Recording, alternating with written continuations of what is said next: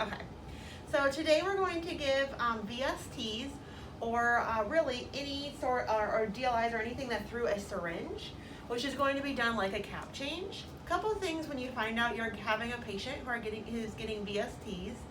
You want to look for a note from the care manager in the patient chart for info on the patient, especially if they're not already a patient of ours, and that will tell you what kind of line they have.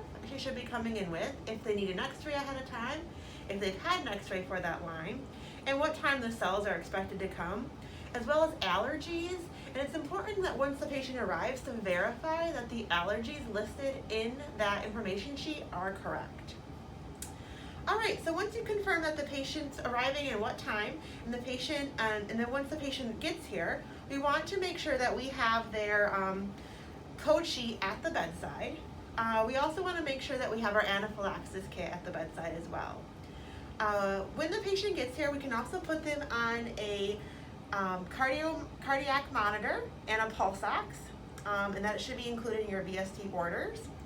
And then we should let the either the attending or the nurse practitioner, whoever's seeing the patient, know when the cells are expected to arrive so that they are there to sign for the cells.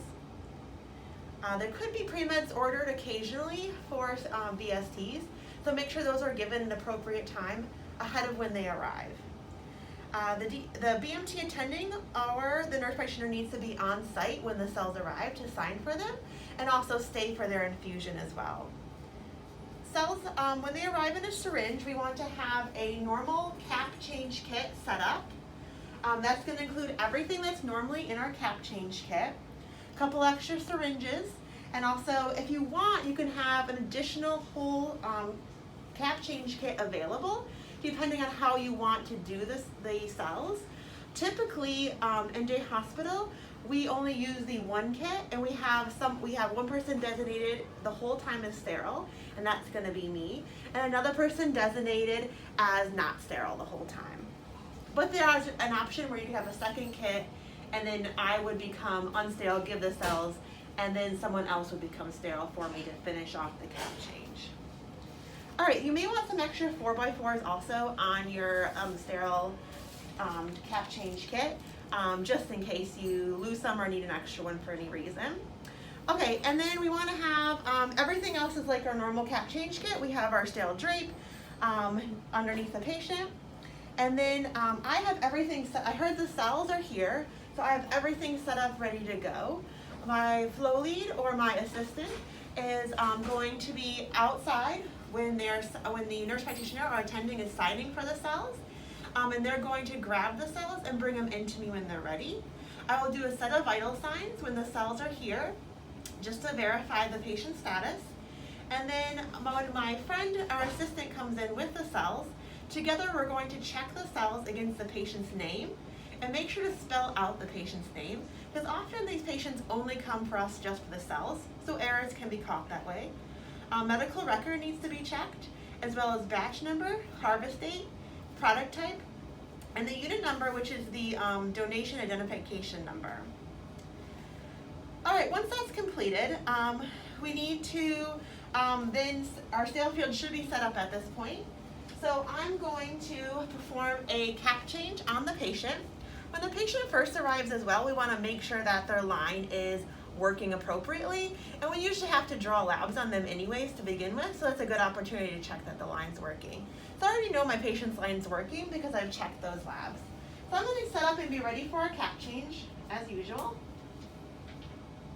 We've already checked the cells against the patient, so we know we have the appropriate patient with the appropriate cells. And then I'm going to follow my typical procedure for a cap change.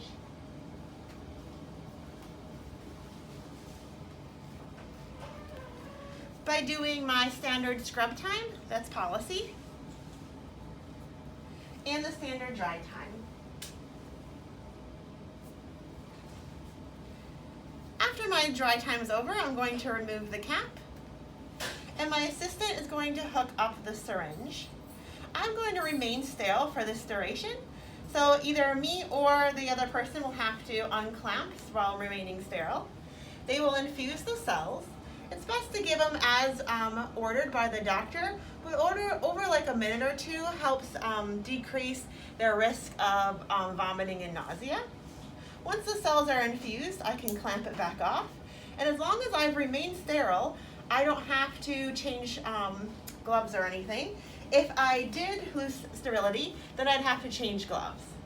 All right, so now I'm just going to perform a typical cap change, squirting some in there, and we're all set. Normal saline, heparin as usual, and get a set of vitals. And I will now document this as I document it as completed at this point, and that's going to be where your blood infusion documentation is, in that same area. Now for vital sign monitoring, it is going to be every 30 minutes times 1 hour, and then they have a 1 hour wait after the cells as well. All right, any questions? Ask your float lead.